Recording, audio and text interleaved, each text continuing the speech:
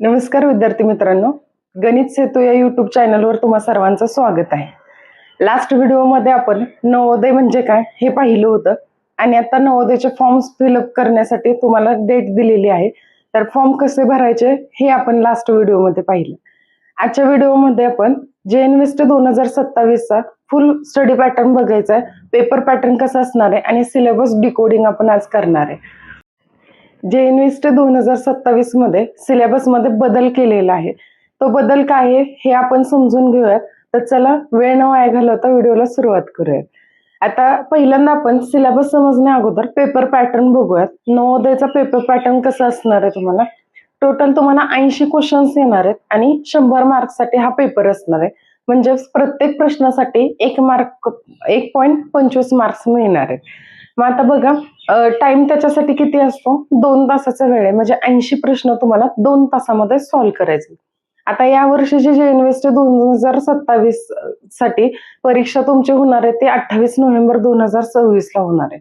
त्यामुळे वेळ खूप कमी आहे. या 3-4 महिन्यामध्ये आपल्याला खूप छान स्टडी करायचा आहे. मग त्यासाठी आता बघा पहिल्यांदा हे बघूयात की निगेटिव्ह मार्किंग आहे का. तर ह्या एक्झामसाठी निगेटिव्ह मार्किंग नाहीये. त्यामुळे प्रत्येक क्वेश्चन तुम्हाला अटेम्प्ट करावे लागणार आहेत.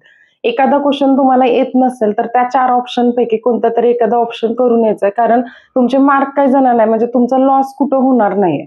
त्यामुळे एखादा प्रश्न जरी चुकत असला तरी त्याचे तुमचे मार्क कट होत नाही. त्यालाच म्हणतात की निगेटिव्ह मार्किंग. तर ह्या एक्झामला निगेटिव्ह मार्किंग नसणार आहे. त्यामुळे जेवढे क्वेश्चन्स म्हणजे 80च्या 80 क्वेश्चन्स तुम्हाला अटेम्प्ट करायचे. गेल्या वर्षीपर्यंत या JNVSTच्या एक्झामसाठी 3 सेक्शन मध्ये पेपर यायचा.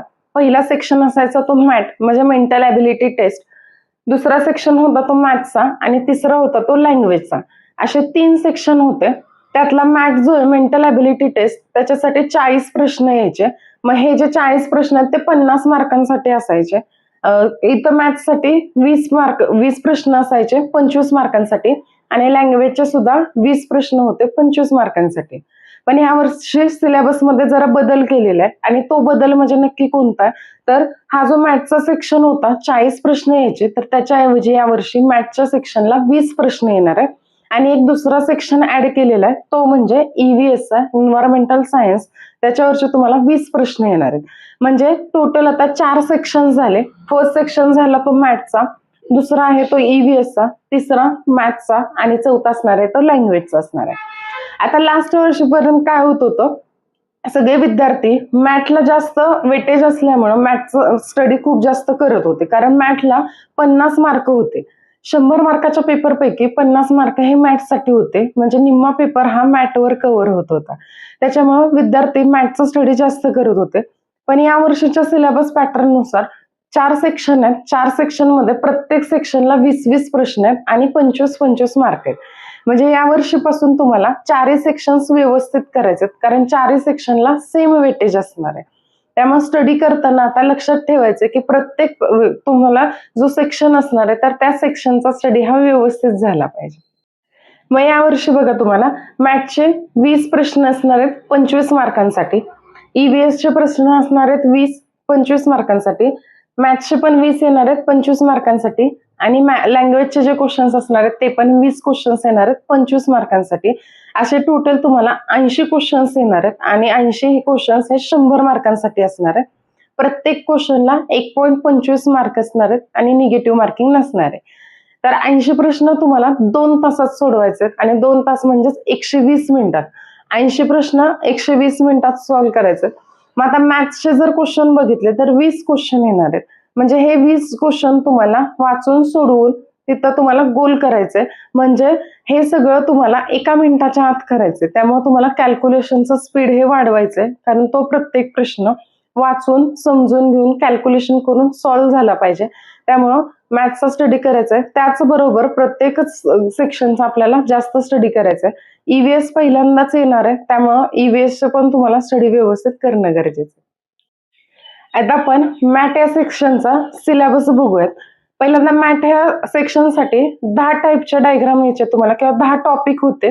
आता तो टॉपिक कमी केलेत आणि आता तुम्हाला फक्त 5च टॉपिक दिलेले आहेत. ह्या 5 टॉपिकवर 20 मार्काचे 20 क्वेश्चन्स तुम्हाला येणार आहेत आणि हे 20 क्वेश्चन 25 मार्कांसाठी असणार आहेत.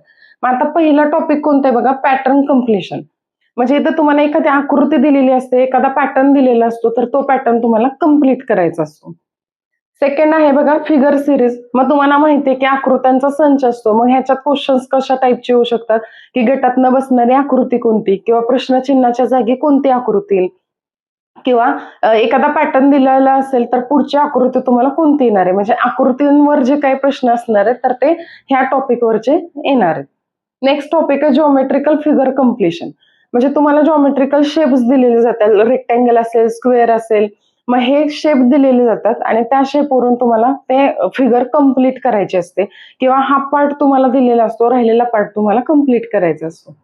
नेक्स्ट आहे वॉटर अँड मिरर इमेज. सर्वात महत्वाचा टॉपिक आहे आणि सगळ्याच कॉम्पिटेटिव्ह एक्झामसाठी महत्वाचा असलेला हा टॉपिक आहे वॉटर अँड मिरर इमेज. आरशातली आणि पाण्यातली प्रतिमा. एकदम सोपा टॉपिक आहे आणि सगळ्याच कॉम्पिटेटिव्ह एक्झामसाठी हा टॉपिक लागतो. त्यामुळे हा टॉपिक तुम्हाला व्यवस्थित करायचा आहे. आणि नेक्स्ट आहे बघा एम्बेडेड फिगर. एकात एक फिगर दिलेली जाते आणि 4 ऑप्शन्स देतात. तर त्या 4 ऑप्शन पैकी उत्तराची आकृती कोणती येणार आहे, तर हे ह्या टॉपिकवरचे अशा टाईपचे क्वेश्चन्स येतात. म्हणजे टोटल तुम्हाला 5 टॉपिक असणार आहेत. ते 5 टॉपिक तुम्हाला व्यवस्थित करायचे. याच 5 टॉपिकवर तुम्हाला 20 प्रश्न येणार आहेत आणि ते आपल्याला व्यवस्थित सॉल्व्ह करायचे. आता आपण ईव्हीएस ह्या सेक्शनचा सिलेबस बघूया. फर्स्ट टॉपिक आहे बघा मानवी शरीर. मानवी शरीरावर प्रश्न तुम्हाला येणार आहेत. दुसरा आहे शरीराची रचना. तिसरा आरोग्य. नेक्स्ट आहे स्वच्छता, सामाजिक परिसर, प्रदूषण, पर्यावरण संरक्षण आणि जैवविविधता. या टॉपिकवर तुम्हाला 20 प्रश्न असणार आहेत आणि ह्या वर्षी पहिल्यांदाच हा सेक्शन ऍड केलेला आहे. त्यामुळे हे टॉपिक तुम्हाला व्यवस्थित करायचे.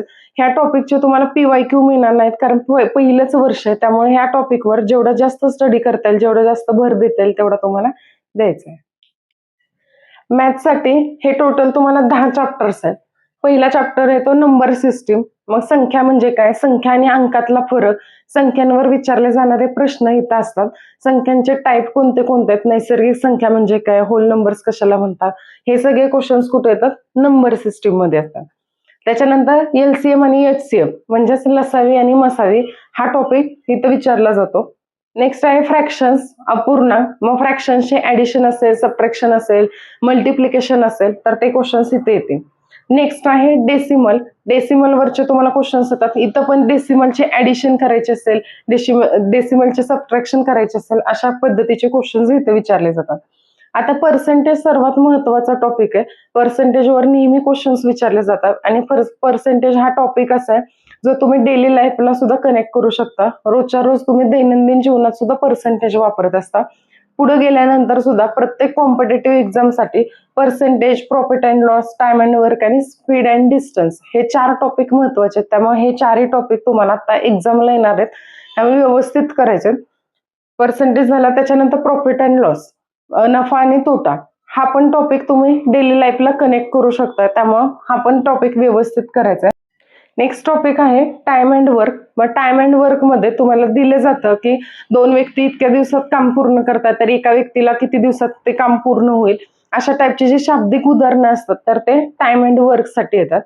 नेक्स्ट आहे speed and distance. Speed and distance म्हणजे ट्रेनचे एक्झाम्पल्स असतील, बोटीचे एक्झाम्पल असेल, प्रवाहाचे एक्झाम्पल्स असतात, तर ते सगळे कुठे येतात, स्पीड अँड डिस्टन्स मध्ये. नेक्स्ट आहे ऍव्हरेज. ऍव्हरेज म्हणजे सरासरी. मग आपण खूप वेळा काढलंय बघा किंवा डेली लाईफ मध्ये पण आपण म्हणत असतो की गाडीचं ऍव्हरेज इतकं आलं. मग ऍव्हरेज म्हणजे काय, की जेवढे काही टोटल, जेवढे काही असणार आहेत संख्या त्यांची आपण टोटल करतो divided by number of observation. म्हणजे किती आहेत त्या संख्या सगळ्यांची डिवाइड करतो आणि आन्सर काढतो, त्यालाच आपण सरासरी म्हणतो. आणि लास्ट आहे बघा मेन्सुरेशन. मग मेन्सुरेशन मध्ये काय असणार आहे, तुम्हाला जॉमेट्रिकल शेप्स दिले जातात, 2D 3D असे शेप असणार आहेत. तर त्याचे तुम्हाला पेरिमीटर काढायचा, एरिया काढायचा किंवा सरफेस एरिया, व्हॉल्यूम. मग हे क्वेश्चन सॉल्व्ह करताना तुम्हाला त्याच्या फॉर्म्युले पाठ असले पाहिजेत. मग स्क्वेअर साठी काय येणार आहे, रेक्टँगल साठी काय येणार आहे, मग अशा टाईपचे क्वेश्चन्स तुम्हाला इथे विचारले जातात. हे जे मेन्सुरेशनचे क्वेश्चन्स असतील तर त्या क्वेश्चन मध्ये जर तुमचा फॉर्म्युले पाठ असतील तर तुमचे मार्क जात नाही, तुम्हाला इझिली तो क्वेश्चन सॉल्व्ह करता येतो. त्यामुळे इथं फॉर्म्युले व्यवस्थित तुमचे पाठ असणं गरजेचं आहे. नेक्स्ट सेक्शन आहे लँग्वेज. या लँग्वेजच्या सेक्शनला 20 प्रश्न असणार आहेत 25 मार्कांसाठी. मग सिलेबस मध्ये काय काय असतं बघा, पॅसेज विचारले जातात तुम्हाला, म्हणजे उतारा दिला जातो आणि उतार्यावर आधारित तुम्हाला प्रश्न विचारले जातात. त्याच्यानंतर शब्दसंग्रह, मग एकवचन, अनेकवचन, समानार्थी शब्द, विरुद्धार्थी शब्द अशा टाईपचे प्रश्न इथे विचारले जातात. नेक्स्ट पॉइंट आहे व्याकरण. मग व्याकरणाचे पण क्वेश्चन्स असतील. मग व्याकरणावर तुम्हाला काळावर क्वेश्चन्स विचारतात, लिंग, वचन विचार अशा टाईपचे क्वेश्चन्स तुम्हाला इथं लँग्वेजच्या सेक्शनसाठी विचारले जातात. म्हणजे तुम्हाला 20 प्रश्न येतील आणि त्याच्यासाठी मार्क किती असणार आहेत? 25 मार्क असणार आहेत. असे टोटल या वर्षी तुम्हाला 4 सेक्शन्स असणार आहेत. फर्स्ट सेक्शन झाला मॅथ्ससाठीचा, दुसरा असणार आहे ईव्हीएस, तिसरा मॅथ्स आणि चौथा असणार आहे तो लँग्वेजचा असणार आहे. असे चार सेक्शन्स हे 80 मार्कांसाठी असणार आणि 80 प्रश्न येणार 4 सेक्शनवरचे आणि 100 मार्कांचा पेपर असेल. मग आता ह्या एक्झामसाठीचे फॉर्म फिलअप करण्याची डेट, तुमची लास्ट डेट जी आहे ते 31 जुलै आहे. त्यामुळे अभ्यास तर तुम्ही करताच आहे, पण फॉर्म भरताना व्यवस्थित काळजी घ्यायची. आपलं जे नाव असणार आहे त्यातलं स्पेलिंग चुकवायचं नाहीये. तुमची कास्ट जी असणार आहे किंवा रिझर्वेशन तुम्ही कोणत्या कॅटेगरीतून घेत असाल तर त्याचं कास्ट सर्टिफिकेट, कास्ट व्हॅलिडिटी ही तुमच्याकडं असली पाहिजे. फॉर्म जर तुम्ही दिव्यांग मधून भरत असाल तर त्या दिव्यांगाचं प्रमाणपत्र तुमच्याकडे ठेवायचंय. ते व्यवस्थित स्कॅन करून आपण जो फॉर्म भरतो तर त्यावेळेस सबमिट करायचंय तिथं. ज्यावेळेस तुम्ही एखादे डॉक्युमेंट्स अपलोड करताय, म्हणजे तुमचे फोटो किंवा सिग्नेचर असेल तर ती तुम्हाला 10 ते 100 केबीच्या मध्ये ठेवायची. जर त्याच्यापेक्षा जास्त साईज असेल त्याची तर ऑनलाईनच रिड्यूस करायला ऑप्शन असतो तिथं. तर तिथं ती पहिल्यांदा इमेजची साईज रिड्यूस करा, स्कॅन करा आणि मग डॉक्युमेंट्स तुमचे अपलोड करा. अर्ज ज्यावेळेस तुम्ही सबमिट करता तर सबमिट केल्यानंतर तुम्हाला रजिस्ट्रेशन नंबर मिळेल आणि तो फॉर्म भेटेल. तर त्या फॉर्मची पीडीएफ जी असणार आहे तर त्याची प्रिंट आउट काढून ठेवा आणि जो ऍप्लिकेशन नंबर किंवा रजिस्ट्रेशन नंबर मिळेल तर तो व्यवस्थित ठेवायचा आहे. कारण तो रजिस्ट्रेशन नंबर आपल्याला ज्यावेळेस हॉल तिकीट येणार आहे तर त्या हॉल तिकीटच्या वेळेस तर तो नंबर लागतो. तो नंबर असेल तरच आपण आपलं हॉल तिकीट जनरेट करू शकतो आणि डाउनलोड करू शकतो. त्यामुळे ही काळजी घ्या. आपण आपल्या वेबसाईटला फॉर्म कसा भरायचा आणि त्याच्यासाठी कोणते कोणते डॉक्युमेंट्स लागतात तर ते त्याची व्हिडिओ बनवलेली, तर ती व्हिडिओ सर्वांनी जाऊन बघा. तुमची एक्झाम यावर्षी 28 नोव्हेंबरला असणार आहेत. म्हणजे राहिलेले 3-4 महिन्यात आपल्याला खूप छान स्टडी करायचा आहे. व्यवस्थित स्टडी करा.